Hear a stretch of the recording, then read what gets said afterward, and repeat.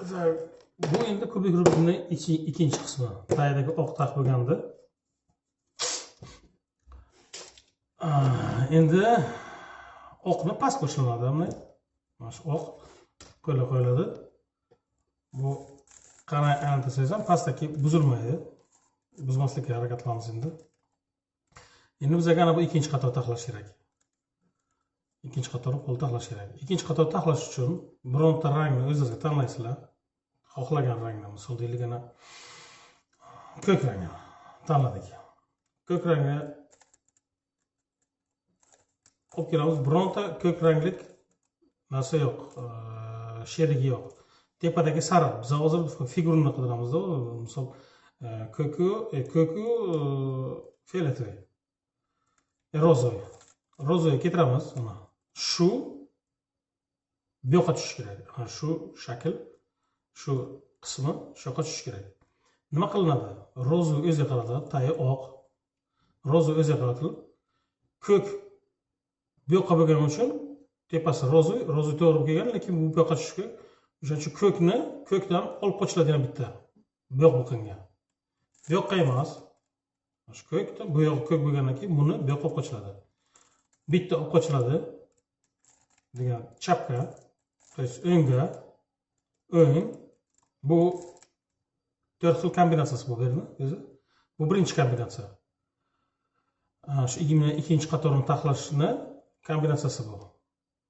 Ko'kni rozoyga olib qochiladi, rozoydan olib qochiladi, to есть chap o'ngga bitta. Oq biz shu yoqqa tushirmoqchimiz ekan, shu joyga tushirmoqchimiz, o'shaning uchun shu qator ko'tariladi oqni. Bu emas. Oq ko'tariladi tepaga. O'ng, tepa. Ko'kni olib qochganimizdan keyin endi qaytib joyiga keltiramiz. Shu yerga. Hisoblangizlar. O'ng, tepaga. Endi yana qaytib chap keladi. Oqni ikkita shakli buzilmasligi uchun oqni qaytib joyiga keltiriladi. Oq joyiga keltirganimizdan keyin oqni ko'klari joyiga keladi. Oq fioleti ko'k joyiga keladi.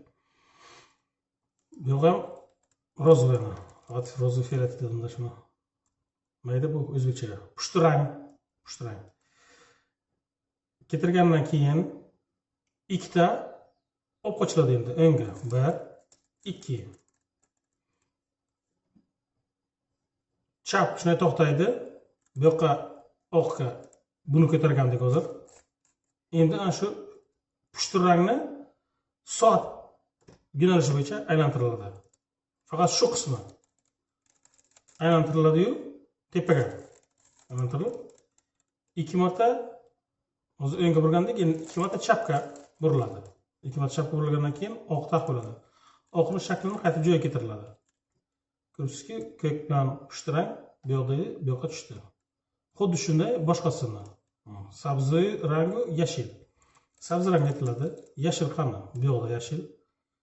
Xuddi shunday o'ngga olib qochiladi. O'ng tarafga shu yoqqa tushirayotganimiz uchun shu chap tarafga ko'taramiz.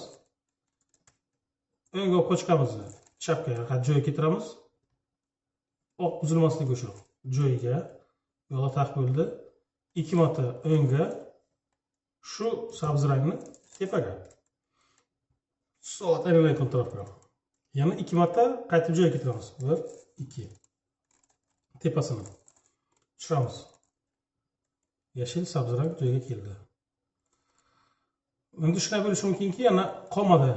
Misol yashil sariq, ko'k sariq, yashil sariq, sabzi rang sariq, pushti rang sariq.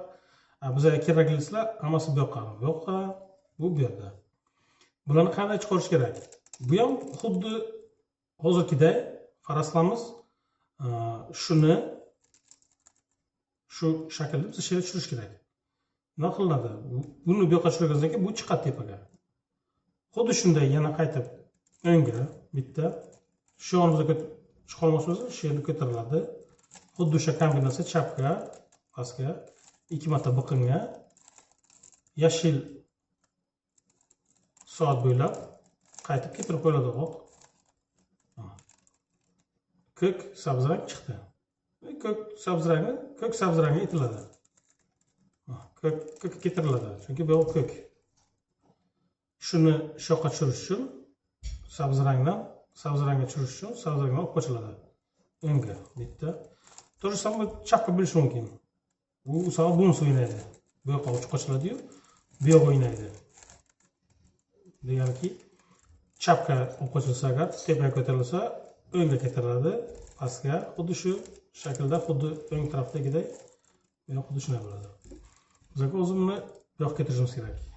O'ngga qo'shiladi, tepaga, o'sha kamerasi ikkita orqaga, ko'k taraf soat bo'ylab joyiga keldi.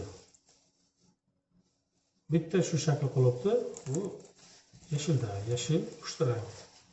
Buni bu yoqqa tushirish uchun to'g'risi buni pushti rangga olib qo'shiladi.